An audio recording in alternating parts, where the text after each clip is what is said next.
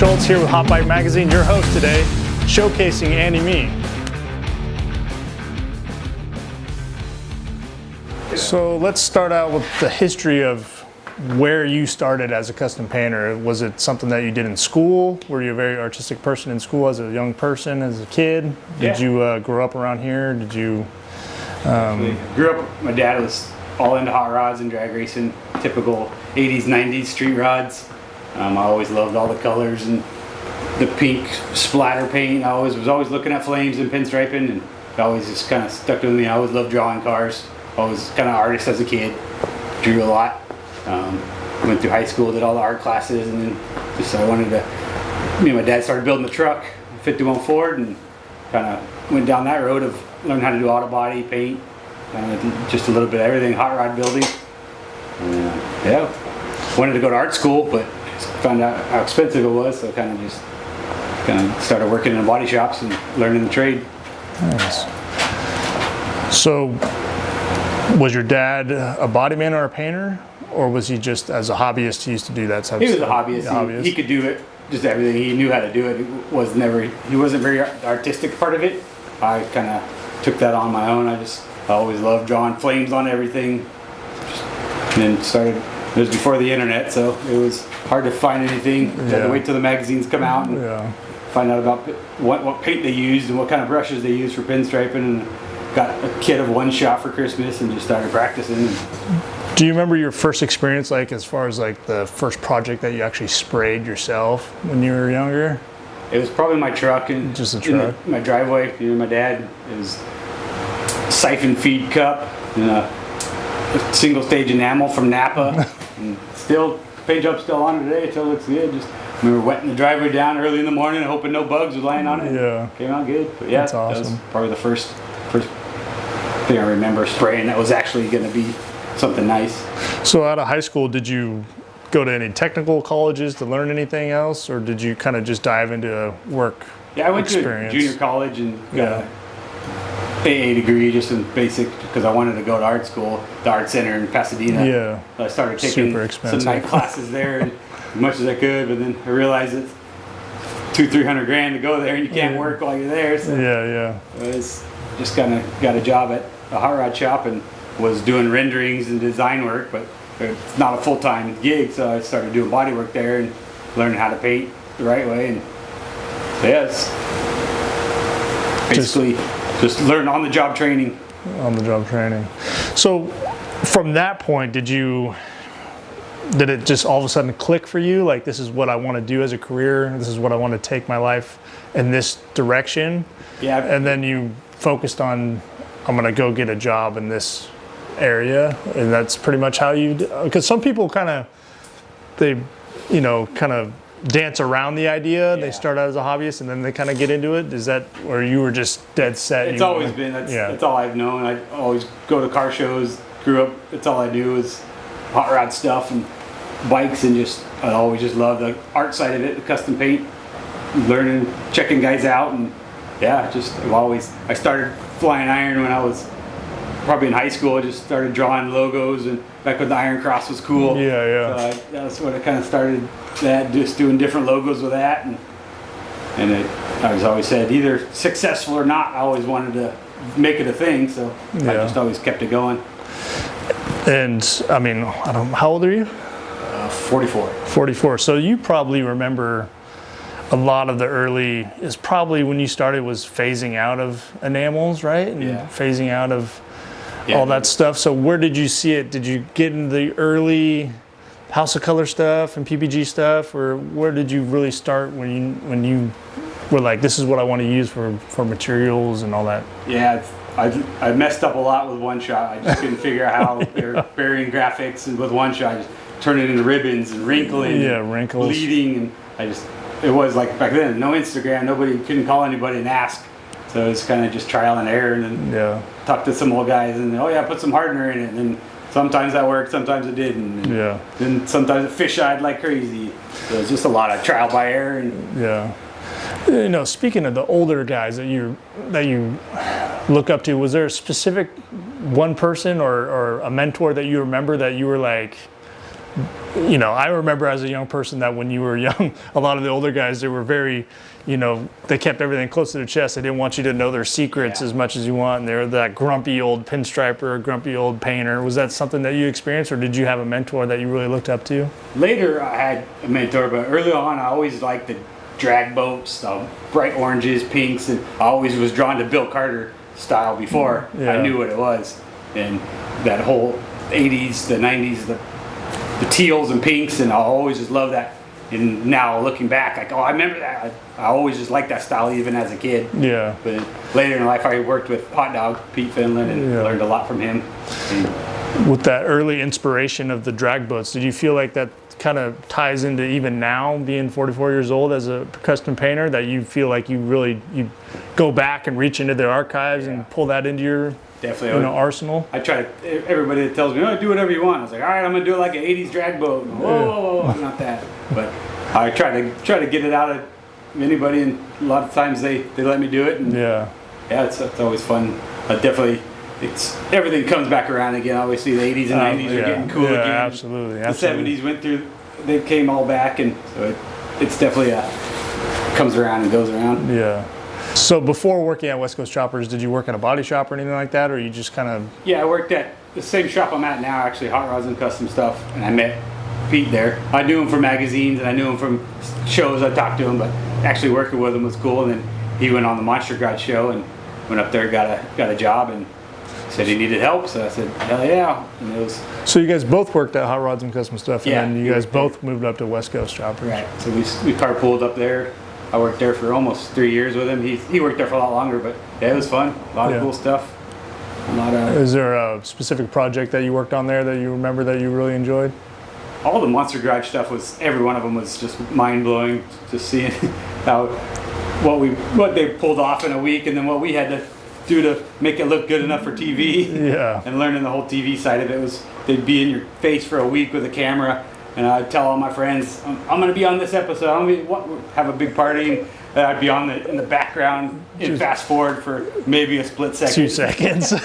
Every time, and I get laughed at. So probably 10 episodes, it was just me fast forward and sanding something. No speaking part. Yeah. So that was pretty funny. Do you feel like when you went to West Coast, you really developed a taste for how you enjoyed painting motocycles out there? Yeah, definitely. To see the niceness that you could take something, make it a bike, like a show car, like it's not just even Harley paint jobs are nice, but these are so much a higher level. Just the cut and buff, the body work, painting underneath, just painting the whole frames, painting frames, molding cutting, frames, polishing everything.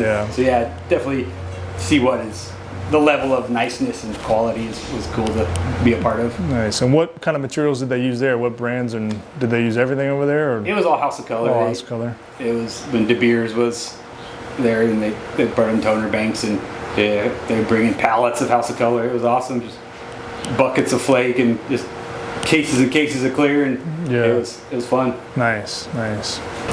So as far as spray guns, do you find that you lean towards, with the custom work on motorcycles compared to the car stuff at your day job? Does that usually, do you find like you lean more towards one spray gun compared to another for different jobs like that? Or what's your favorite type of spray gun that you got going on? I've always been Iwata. I don't know. Yeah. I just never liked the feel of a SATA. They seem just higher pressure and heavy. There's no reason. They're awesome. Everybody uses them. They're great guns, but I just love the way Iwatas feel, and especially the new Supernova and the way they feel. I've just gotten used to it, and that's what I've always used.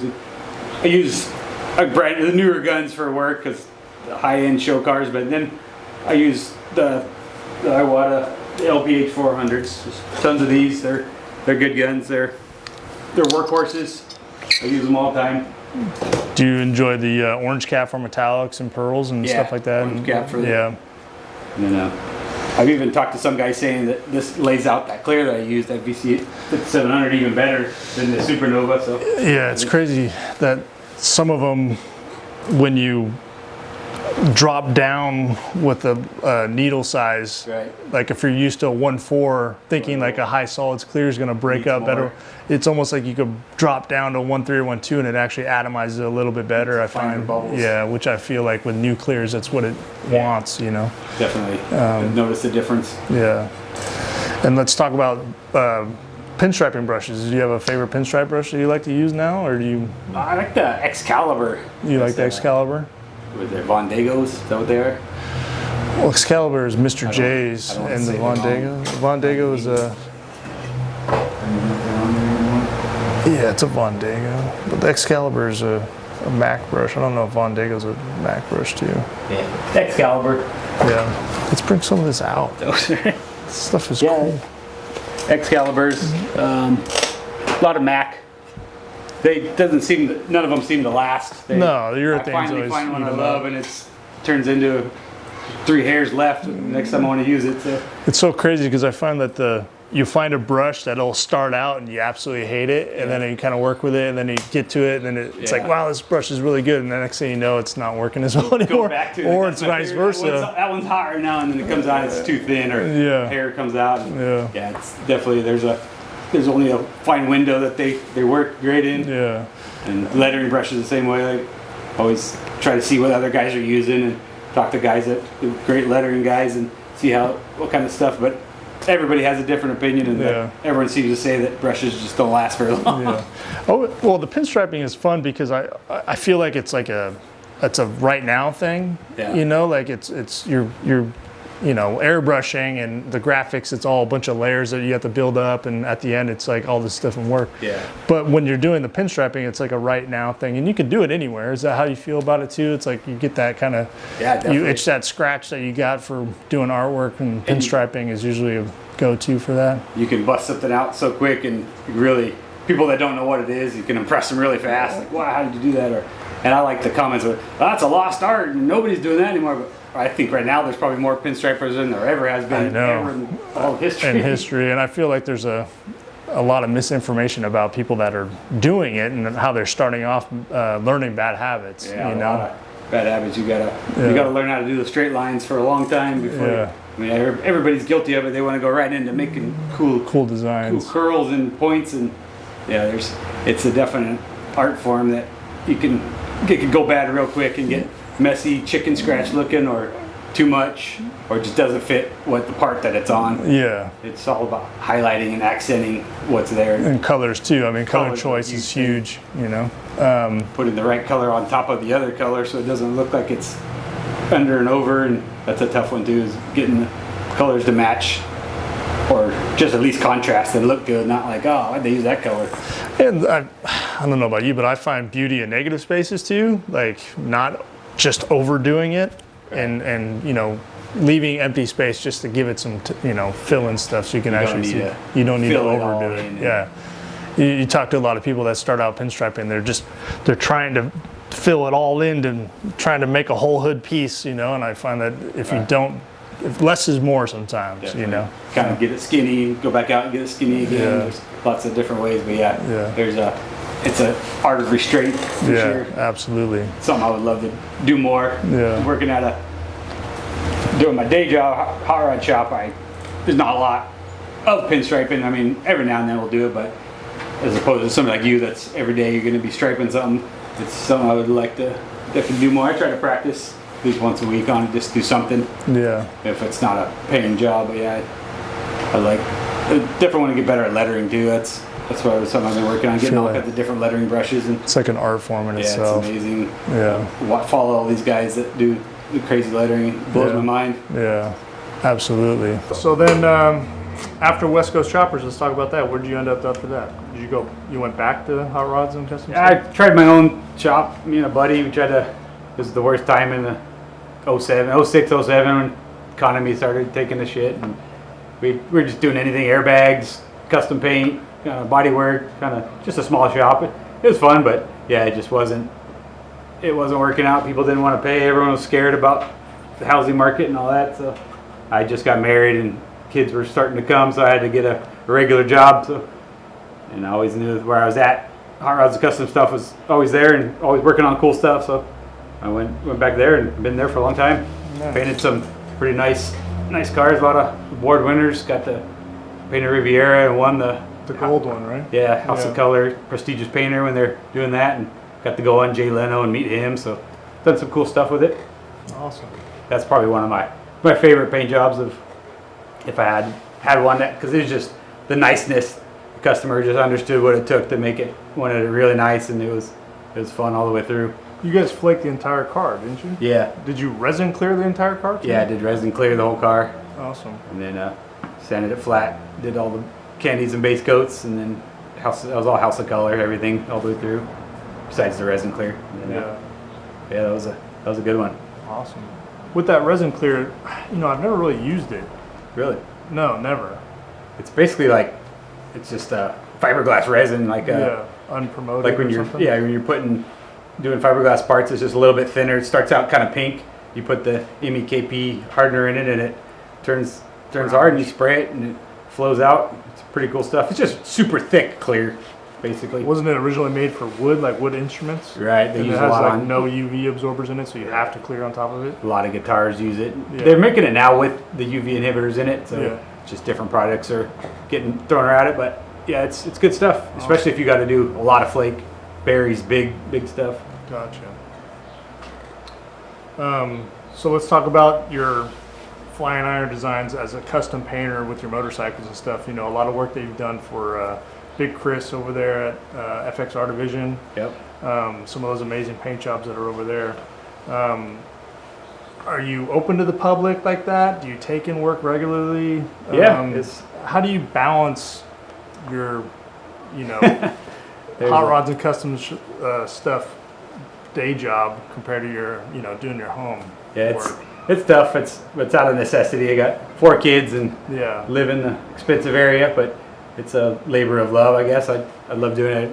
Whatever the artistic side I don't get to do on just a regular car. I still get to let it out on a bike.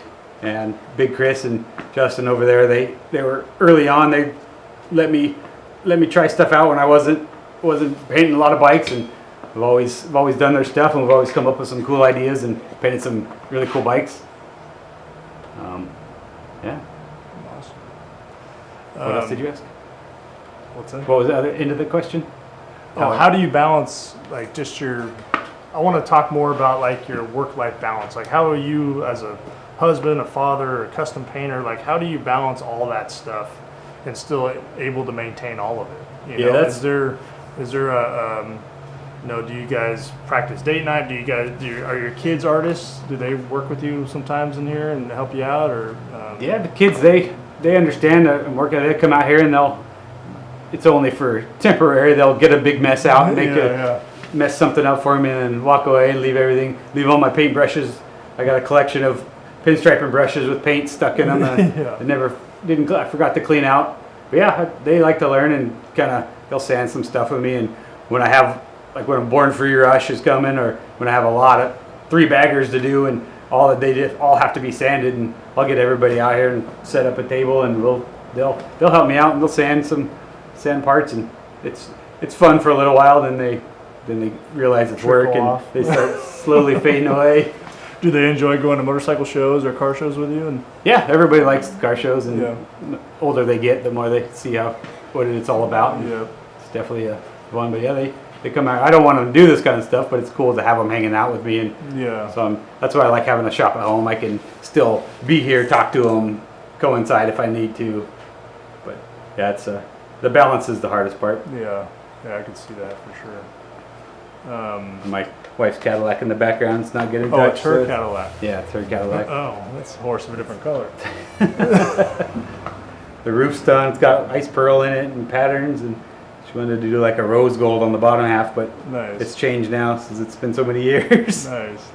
But all the interior's done, ready to go back in. Just need to find a painter. Plumber's pipes always leak, right? Exactly. Shoemakers' kids don't have any shoes. Well, as of right now, do you have a inspiration that you're looking for? Or is there some sort of project that you're working on that you're really excited about? Is there new techniques that you're excited about doing? Yeah, I like to look at different guys, not kind of doing the same thing, and just people that maybe not even motorcycle painters, more kind of like fine art stuff, or just more modern. Just get ideas from anything. I like to try to do something different, not the same. Everybody likes the same thing, but kind of tell them like, well, how about this? And like, yeah, that's what I was talking about. You kind of got to nudge them a little bit. And definitely, customers don't speak paint, so you have to you have to show them. Show them. they all want black and candy red. I'm like, oh, everyone's got black and candy red. Let's do something different. Yeah, absolutely, absolutely. So we touched base on a little bit of like your inspirations as far as Bill Carter, and you want to talk a little bit about like what techniques he used that you really, you know, stuck with you through the years, or if there's anybody else that you remember that you really got inspired by? Yeah, him and Paul Stoll, he's a rep for PPG. He's been very, I didn't know he was such a good painter.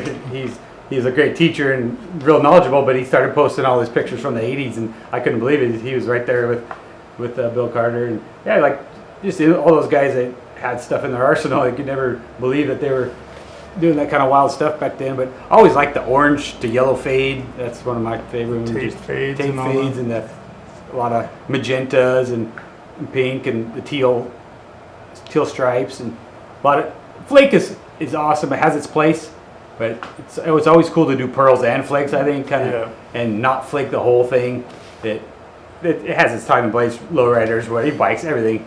It's cool. Like we were talking earlier about negative space, like using an area that's not flake, but you know that it's flake, but it's a different color or a different shade. Yeah, or candy over that, but it's not candied over a flake. It's candy over a pearl in that area or something. Yeah, that's kind awesome. of mix it up in that way, in the layers, and trying to do, like we're talking, less is more, or making it look like there's a lot going on there when it really, it's more simple than crazy. You can't just fill up a whole side of a tank with every kind of thing you can think of. And that's what you see nowadays, you know, looking at new painters, they try and do everything on everything. Right. You know, they try and do every technique on every piece that's on the bike or on the car or this and that. And always try and tell it looks people, forced. You kind of got to make it fit the part. Yeah, exactly. It looks forced, and it looks like it's just an entire resume on the piece, you know, and it's sometimes it just doesn't flow. Right. You know? It's definitely restraint. You got to step back and look at it, and telling a customer no if they say they want, I don't know, lace and fades and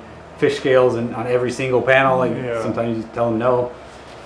That's what you encounter too. Is what I encounter a lot is that people just want what the next guy had. Right. And they just want to fall in line to that, and then you have to like talk them out of doing, you know, definitely the same thing over and over again. And that's why it's cool. Like you work with FXR division. Like I work with clients that they think outside of the box. Yeah. And you can really work with them and get inspired to do new things. Right. You know? They have different ideas and different history, and they come up with cool schemes too. And yeah, I get a lot of that. Is somebody will send me a picture of either my work or someone else's work. Say, can you? I want this exact. Yeah. Like, hell no, I'm not doing that. We can come up with something cool, better, different, but I'm not copying it. Yeah, and it's fun to work with customers or clients that are not afraid either to do something cool and new, you know. Yeah, I've had a couple of the FXR division bikes that people want exact copies of them, and I was like, I'm not doing that to those guys, order myself. Yeah, and it's funny to see people that copy those, you know, and you see it and you go, well, that's Andy did that one. There's been some pretty bad copies, and it's funny. You just got to take it with, it's just humility, I guess. Yeah, humility. It's a good thing that people are copying me, and that means they're chasing you. So right. That's good. Yep. You know, with your working all day at the hot rod shop and then coming home, do you like ever find yourself getting burned out on it? Do you ever find yourself needing a break or anything like that? Just the prep part, sanding when it gets home. I get a brand new set of tins, or a rusty set of tins, or getting it to that point. I don't know if it's ADHD, or I just want to get to the fun part right away. I want to start laying out graphics and striping, and I always try to tell myself I'm going to wait till every part is ready before I start doing graphics. But as soon as I get one part ready, I start laying stuff out and start doing colors. Getting excited. And after all of a sudden I got 3 parts painted, and the whole bike's still sitting there, not even ready. And then I got to remember how I did that. That's one of my biggest challenges, is trying to get it all ready. I just hate the prep part, sanding, cleaning. It gets monotonous for sure. Yeah, it's masking stuff when it doesn't stick, and trying to, on helmets, getting around the rubber and if you don't get a helmet that's taken all the way apart, taking a helmet apart that has a million pieces, the modular ones now that open and close, and yeah, that's my biggest, where I burn out, is just getting to the fun part. I just want to get to that point right away. Yeah, it doesn't happen fast enough. I know, right? I know. That's what I'd call my kids to help me, but it doesn't work out. So what about like thoughts about the future? Like, where do you see yourself in 5 years, and where do you see the industry in 5 years as far as where it's heading? I think the industry's good. I mean, it's it's always got its ups and downs, and people say it's bad, but I think bikes are always going to be there. They're always coming out cool. Everyone hates the new ones, and all of a sudden everyone loves them. So Yeah. I think that's going to be no problem. And paint only gets cooler and cooler. I think the technology with that and graphics, I think that's hard to say. It's kind of just personal preference. I've seen a lot of the swooping lines are getting kind of sharp points, getting popular.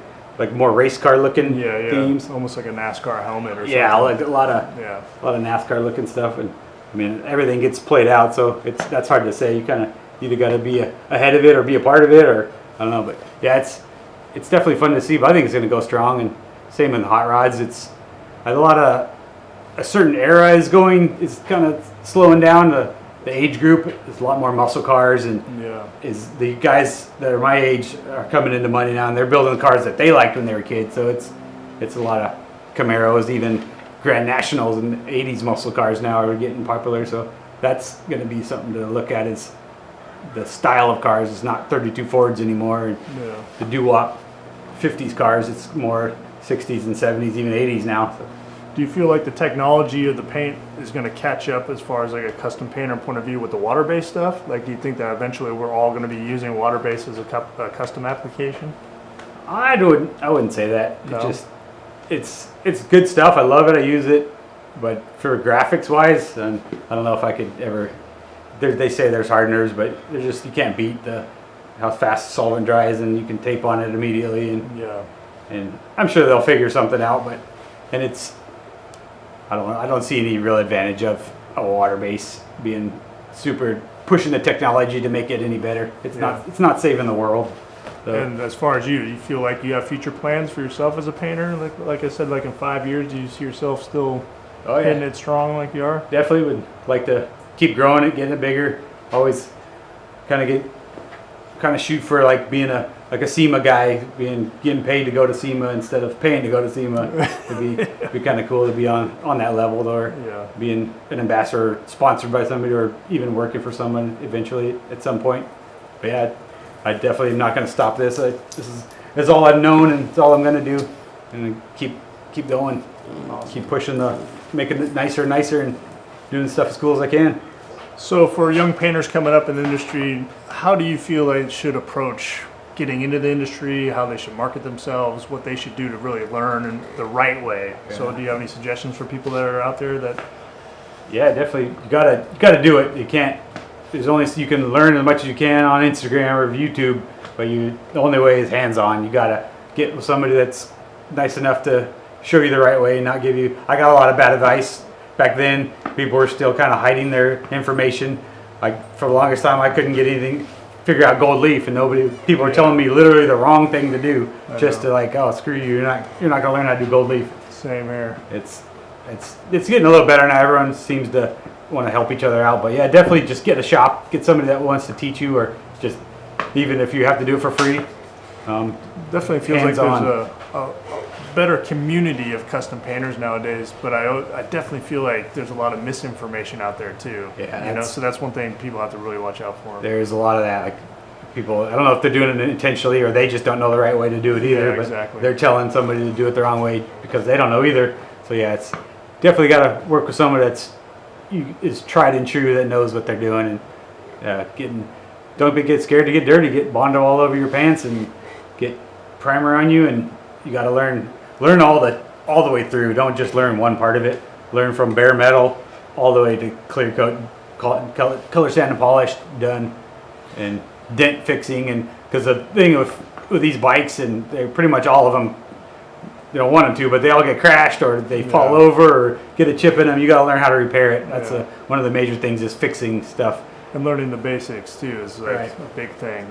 Learning how to spread, body filler and sand is a big thing. And learning how to sand directly, and what sticks to metal, what doesn't. Yeah, exactly. What's going to wrinkle on you, what's not going to wrinkle. So yeah, definitely just learning the basics and learning all the way through I would say is a good tip. If you have to, even working at just a car shop, just to learn how to do bodywork paint and get the basics down, and then once you can put it on anything.